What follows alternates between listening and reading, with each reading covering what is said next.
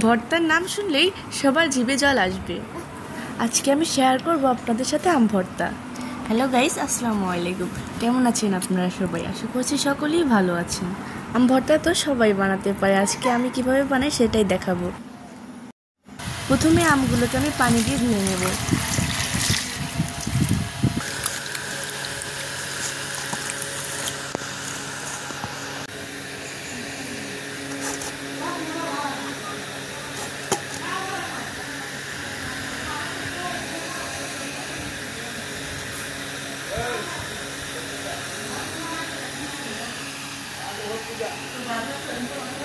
এরপর আমি একটা একটা করে সবগুলো আমকে ছিলে নেব।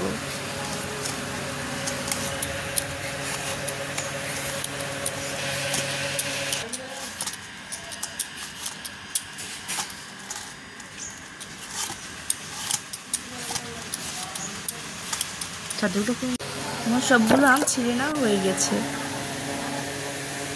এরপর আমি আমগুলোকে ধুয়ে নিচ্ছি। আমি একটা গ্রেটার মেশিন দিয়ে আমগুলোকে গ্রেট করে নিয়েছি। আপনারা চাইলে বটি বা ছুরি দিয়ে পাতলা পাতলা করে আপনাদের পছন্দ মতো কেটে নিতে পারেন। আমার কাছে পার্সোনালি এভাবেই ভালো লাগে, তাই আমি এভাবেই কাটছি।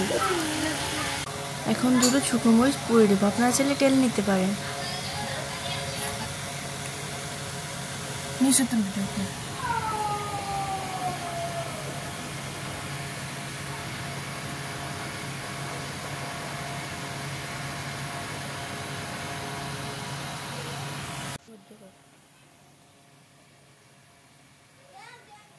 আমার শুকনো মরিচ পুড়ে নেওয়া হয়ে গেছে। আমি দুটো নিয়েছি, আপনারা চাইলে আরও বেশি নিতে পারেন। এবার আমি মরিচগুলো আমের উপর দিয়ে দিব। 1 টেবিল চামচ চিনি এবং স্বাদ মতো লবণ দিয়ে দেব। আপনারা চাইলে চিনি আরও বাড়িয়েও দিতে পারেন। এরপর শুকনো মরিচগুলো আমি ভেঙে নেব।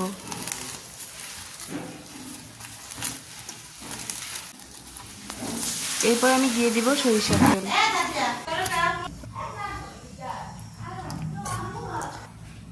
তেল দিয়ে আমি ভর্তাটাকে ভালো করে মেখে নেব।